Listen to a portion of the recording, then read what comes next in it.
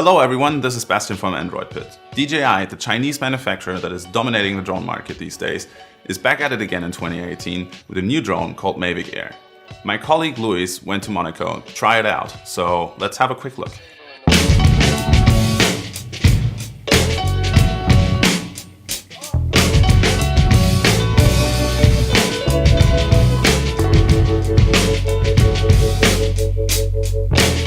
This is the third drone in the Mavic series, and like the other two, the drone is foldable for easy transport.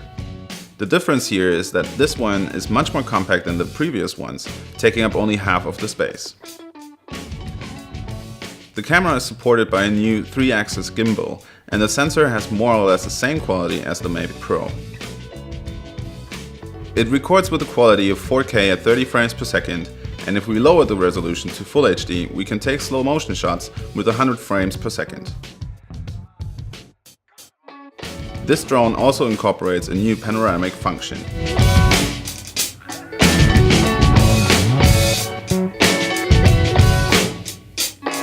QuickShot also incorporates two new modes. Asteroid mode, which moves the drone away from its initial position until you have a complete panoramic view of where you are. The second new mode is called Boomerang, and it sends the drone into a circle around your position to take an interesting cinematic video.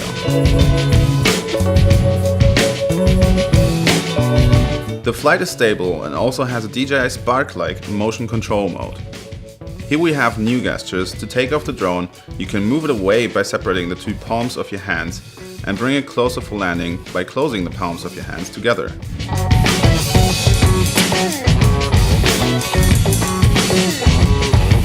The assisted flight has also been improved and it is able to avoid obstacles. This feature doesn't always work perfectly though, and you'll find that the drone will stop occasionally.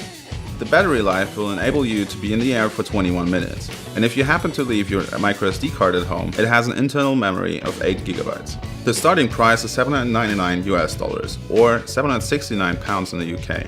And if one battery isn't enough for you, there is a pack available with 3 batteries, charger for 4 batteries, or 2 propeller replacements from $999 US or £949 in the UK. So I think it's safe to say that the Mavic Air is pretty much the best drone you can buy right now, especially in terms of value for money. It's really compact and easy to carry, and at the same time it has a really great image and video quality. If you enjoyed this video, please leave a like and subscribe, and see you next time.